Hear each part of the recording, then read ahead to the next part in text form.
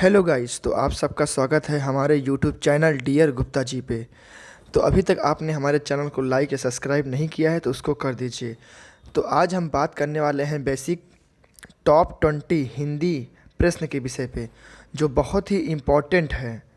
तो आइए हम शुरू करते हैं टॉप 20 क्वेश्चन। तो हमारा पहला क्वेश्चन है, भारत भारती के रचनाकार हैं। तो जैसा कि आप लोगों को पता है, भारत भारती के रचनाकार कौन है? महादेवी वर्मा जी। ऑप्शन नंबर ग इसका बिल्कुल सही हो जाएगा दोस्तों। तो आइए हम बात करते हैं प्रश्न नंबर 2 की। इसमें प्रश्न नंबर 2 हो जाएगा, सुमित्रानंद पंत की रचना है। सुमित्रानंद पंत की रचना चिदम्बरा है। इसका ऑप्शन नंबर खा बिल्कुल सही हो जाएगा दोस्तों। तो आइए हम बात करते हैं, सामान्य रूप से प्रगतिवादी काव्य की समय सीमा मानी जाती है। तो इसकी समय सीमा जो मानी जाती है वह सन 1940 से 1950 ईस्वी तक मानी जाती है। तो इसका ऑप्शन नंबर घ बिल्कुल सही हो जाएगा दोस्तों। तो आइए हम बात करते हैं प्रश्न नंबर 4 की।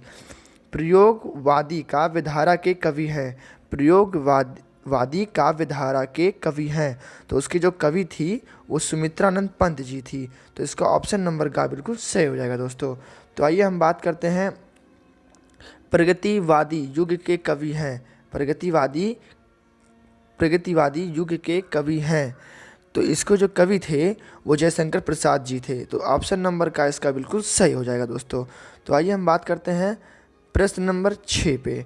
प्रश्न नंबर 6, महादेवी वर्मा की रचना है। तो महादेवी वर्मा की रचना संध्या गीत तो है नहीं, चांद का मुंह टेढ़ा वो भी नहीं है, धूप के घान वो भी नहीं है। तो जो ऑप्शन नंबर खा बचा पल्लव वो बिल्कुल सही हो जाएगा दोस्तों। तो आइए हम बात करते हैं प्रश्न नंबर 7 की। नई कविता काव्य संकलन के संपादक हैं।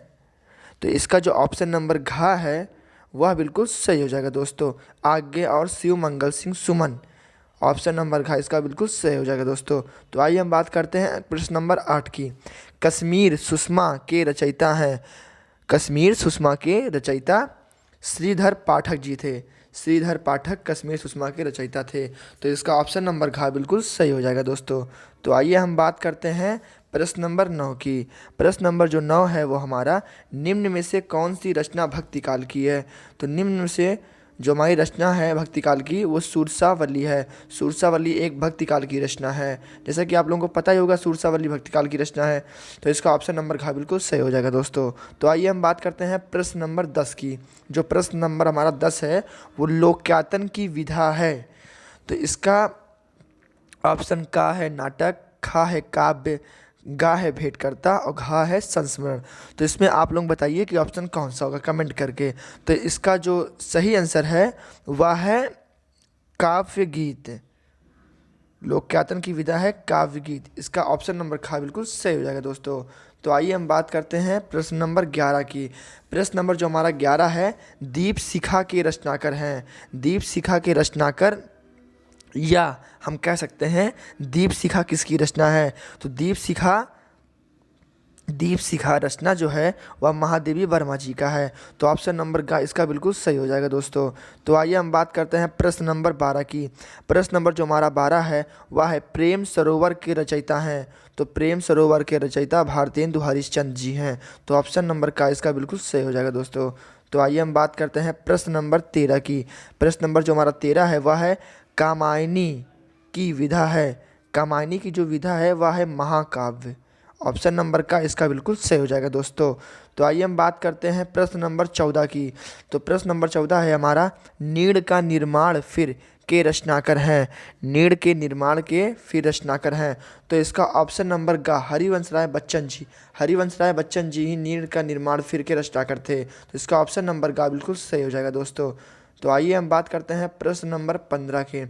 प्रश्न नंबर हमारा जो 15 है वह है, जयचंद्र प्रकाश रचना है। तो जयचंद्र प्रकाश जो रचना था वह भट्ट केदार की है। भट्ट केदार की है। ऑप्शन नंबर खा इसका बिल्कुल सही हो जाएगा दोस्तों। तो आइए हम बात करते हैं प्रश्न नंबर 16 की। जो हमारा प्रश्न नंबर 16 है वह है, आंसू के रचनाकार।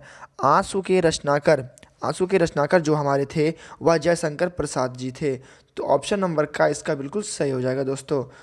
तो फिर आइए प्रश्न नंबर 17 पे। तो जो हमारा प्रश्न नंबर 17 है वह है पल्लव में चित्रण किया गया है। जो पल्लव में चित्रण किया गया है उसके बताया गया है प्रेम के बारे में, प्रकृति के बारे में, सौंदर्य का चित्रण किया गया है। तो इसका ऑप्शन नंबर खा बिल्कुल सही हो जाएगा दोस्तों। तो आइए हम बात करते हैं प्रश्न नंबर 18 की। नीड़ का निर्माण फिर रचना की विधा है, अथवा नीड़ का निर्माण फिर रचना किस विधा से संबंधित है? इसको आप लोग बताइए दोस्तों कमेंट करके हमें। तो इसका जो आंसर होगा वह होगा आत्मकथा। आत्मकथा विधा है ये। इसका ऑप्शन नंबर गा बिल्कुल सही हो जाएगा दोस्तों। तो हम आते हैं प्रश्न नंबर 19 पे। प्रश्न नंबर जो हमारा 19 है, पृथ्वी पुत्र के रचनाकार हैं।